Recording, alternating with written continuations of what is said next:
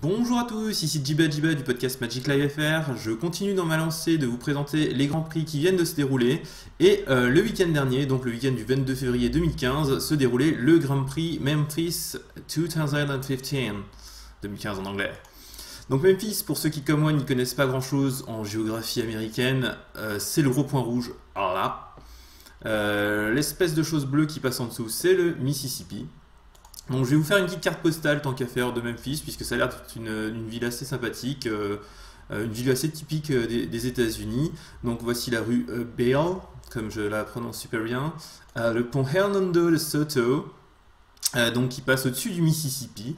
Mais bon, sans plus attendre, on va passer tout de suite à la présentation des joueurs de Stop 8. Avant de vous présenter les joueurs un par un, je vais quand même vous dire qu'il y avait 1076 joueurs à ce Grand Prix, ce qui est pas mal du tout, puisqu'en même temps, à Vancouver, il y avait également un Grand Prix qui se déroulait, donc au Canada juste à côté.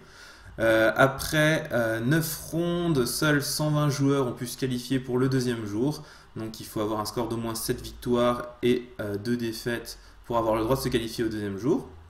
Et sur ces 120 joueurs, donc, voici les 8 qui sont arrivés tout en haut pour pouvoir faire les phases finales. Alors, je vais les faire dans l'ordre où ils sont affichés. Hein. Donc, j'ai Jack Fogle, qui n'est pas un joueur très connu pour sa part.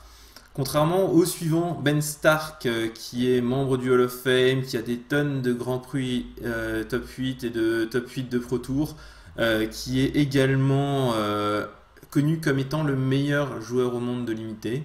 Juste à côté de lui, Brad Nelson, du haut de ses 11 top 8 de GP, 2 de Pro Tour, qui est arrivé grâce à Magic Online. Hein. C'était un gros joueur de Magic Online avant d'arriver sur le circuit pro. On a encore à côté de lui Steve Rubin, qui a également déjà un top 8 de Grand Prix derrière lui.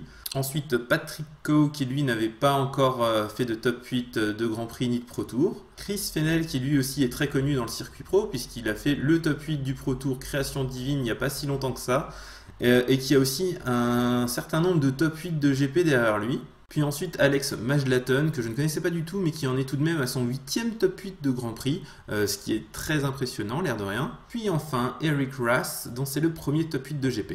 Je vous affiche donc le tableau de ce top 8 et on voit qu'après avoir battu Alex Majlaton, Brad Nelson et Ben Stark en finale, c'est Jack Fogle qui s'impose sur ce Grand Prix. Félicitations à lui, une belle photo de lui avec le trophée comme il est de droit. Et je vous retrouve sur une deuxième vidéo où je vais vous parler des decks que jouaient tous ces joueurs.